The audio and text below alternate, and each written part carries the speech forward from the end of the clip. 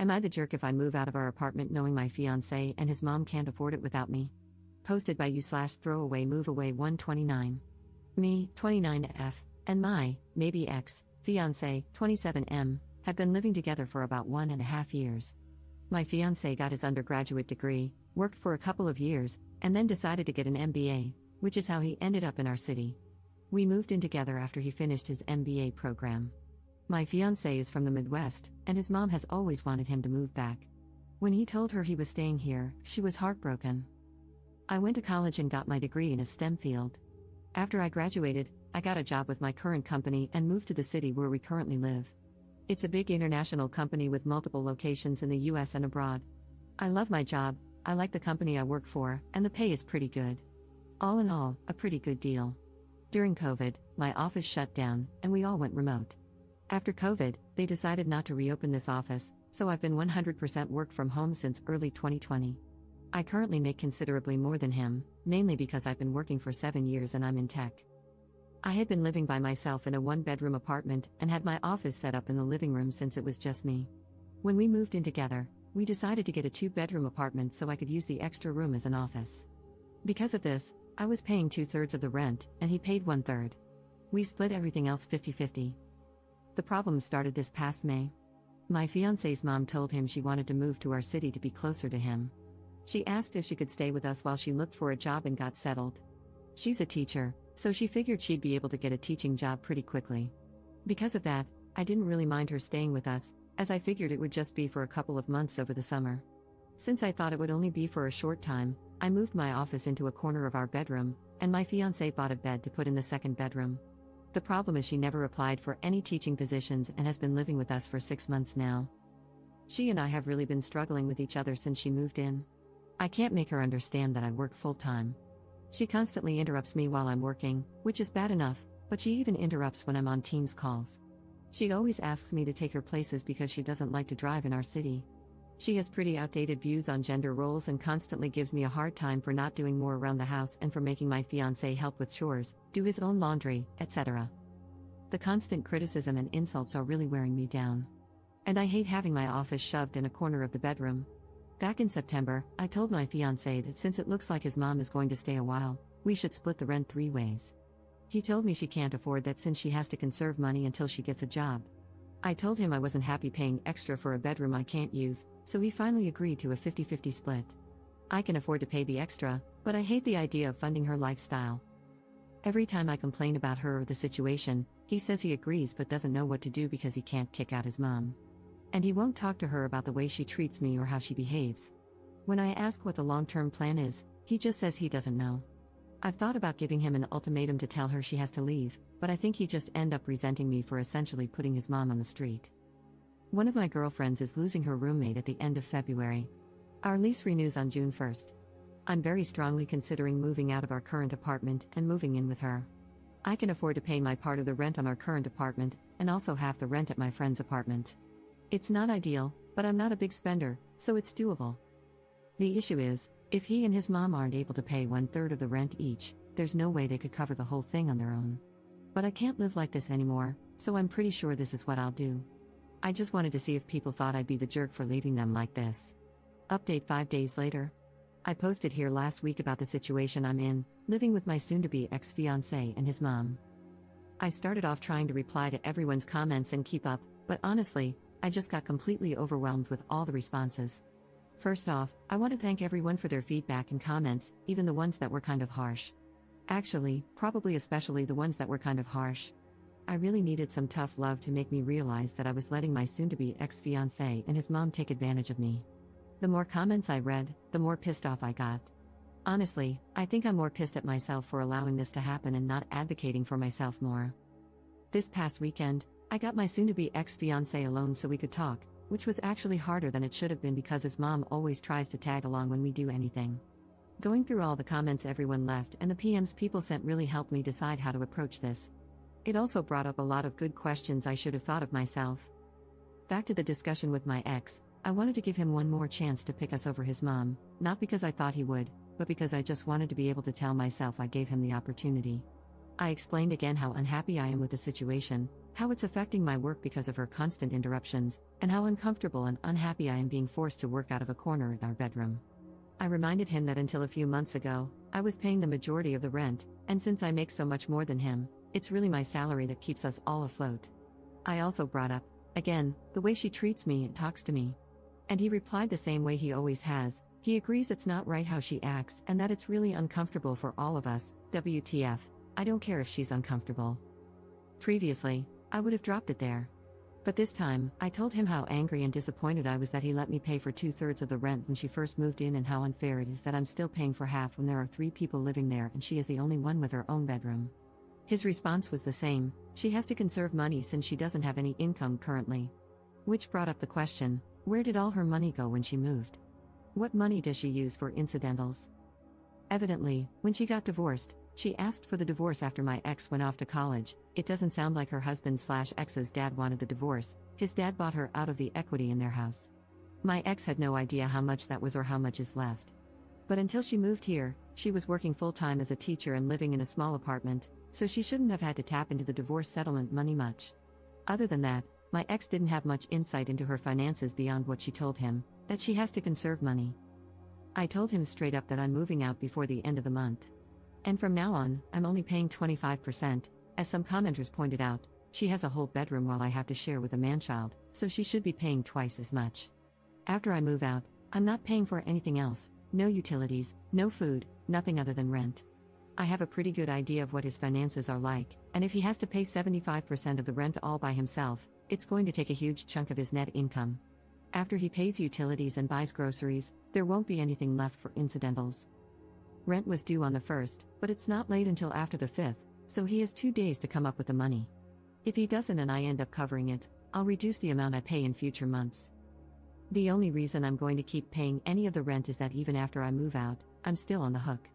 I talked to the leasing office, and they explained that since my ex and I signed a single rental agreement together, i.e., one contract we both signed rather than 2 separate contracts, we are both responsible for the rent. They don't care who actually pays, as long as it gets paid. The only alternative would be if he agrees to sign a new lease by himself, or together with his mom. But in all likelihood, he wouldn't be able to pass the credit check on his own, so I'm kind of stuck. I don't think he'll do anything stupid, though, because he's going to need to find somewhere to live after this, and a collection on his credit report wouldn't be good. I also told him that I'm going to find someplace else to work during the day until I move so she can't bother me. My friend, whom I'm moving in with, said I could work at her place during the day since she and her current roommate have in-person 9 to 5s. I took her up on that for now. After living with his mom, I'm not about to overstay my welcome, so I'm going to find some other options to rotate through. Someone suggested checking out the public library, or if it comes to it, I'll get a membership at one of those WeWork type places. Just in case, I brought my important papers, files, and valuables, and my friend is storing them for me until I move in. He really didn't take it well. The surprising thing to me is that he was actually shocked by everything. He seemed genuinely surprised that I wasn't prioritizing his mom. I really got the feeling that he sincerely believed I wanted to take care of her as much as him. He kept saying stuff like, "What about my mom? What am I going to tell her? That's just how she is, but we still need to help her," etc. He asked about our relationship and the engagement. I told him that after I move out, I need some space from him. In a few months, once we've both had time and space to process what happened, if we both agree, we can talk about the relationship. But he'd have to prove that he's going to have my back going forward and will set boundaries with his mom. I told him that just to avoid more drama, but I don't see a future where we're together. I told him he needs to tell his mom because she is not my responsibility or problem, and she'll know something's up when I start moving my stuff out. He hasn't told her what's going on yet, but this weekend, I'm going to start moving things, so he doesn't have much time. My friend's current roommate starts a new job in another state on the 3rd, so realistically, I can probably move in 2 to 3 weeks, depending on when she actually leaves. I don't expect him to do anything bad, other than sulk and complain, but if he does do something stupid or doesn't pay his part of the rent, the ace up my sleeve is that I'll tell the leasing office his mom moved in, which is prohibited in the lease. Honestly, getting evicted would solve a lot of my problems right now, so it's a pretty valid threat, I think. Now that I've mentally and emotionally separated myself from him and his mom, I'm actually looking forward to her reaction when he tells her what's going on. If it gets too ugly, I'll find a cheap Airbnb or hotel or something. I've had some friends, including the one I'm moving in with, offer to let me couch surf for a few weeks, but I just can't do that to someone else. So, that's it. I'm leaving, and I really don't care how that affects them. Relevant comments. Commenter. The thing about him sincerely believing you wanted to take care of mom is pretty standard when someone has an enmeshed relationship with their parent. When you think of a romantic partnership, you think of two people working together to build a life for themselves. When the enmeshed person thinks of a partnership, he thinks of having someone with whom to share the burden of his enmeshed relationship. And the truly sad thing is that he probably cannot perceive how skewed his perspective is. His normal meter didn't break, it never worked in the first place. It's sitting in the back of a closet, buried under a bunch of old coats. Ops response. I mean, that explains a lot. But honestly, that is just so effing sad. That's essentially saying he's broken but doesn't even know he's broken.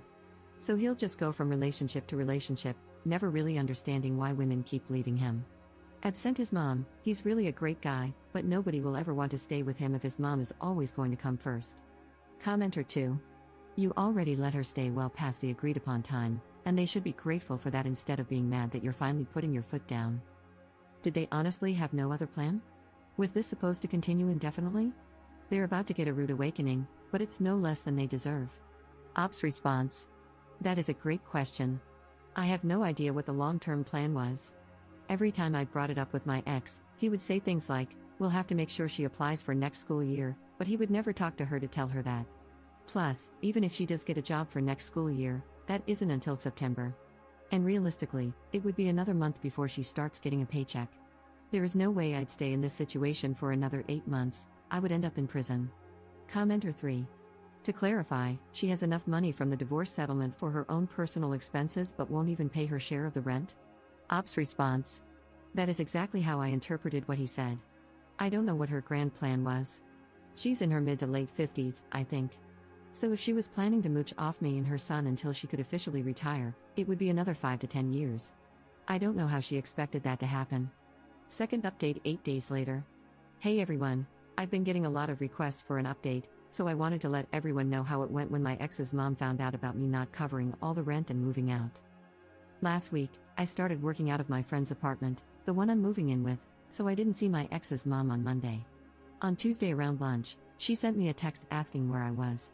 I told her I was working and that I'd be home late that night. She replied that my ex told her I wasn't going to be contributing as much, so she had to loan him money for rent. That wasn't a surprise to me, so I just replied with a thumbs up emoji. I had plans with my friend and her roommate, who I'm also friends with, to go out for dinner and then get some drinks. By the time I got home, it was after midnight, and my ex's mom was already asleep. The fun started Wednesday morning. I was getting ready to go to work at my friend's place when my ex's mom stopped me and said we needed to discuss my financial situation. Then she went on a whole tirade about having to cover my part of the rent, me making foolish choices by going out to dinner when I couldn't even pay rent, being irresponsible with money, and inconsiderate of the impact it had on others, blah blah blah. She went on to say that if she was going to have to pay my share of the rent, she expected me to do a better job of keeping on top of chores and keeping the apartment clean and organized. I told her I was moving out, since obviously my ex hadn't told her yet. She seemed, I don't know, pleased with herself. All she had to say was, maybe that's for the best. When I got home that night, she immediately wanted to talk. She said that instead of me moving out, we could get a bigger apartment, and that she'd be willing to help by paying the difference between a 2-bedroom and a 3-bedroom. Then we could go back to the arrangement my ex and I had before she moved in, me paying 2/3 of the rent and him paying 1/3. Honestly, when she said this, I think my brain vapor locked. She was making it sound like she was doing us a favor by offering to pay the increase in rent. Apparently, this manchild, who tells his mom literally every single thing about our lives and relationship, hadn't bothered to tell her how much I was actually contributing.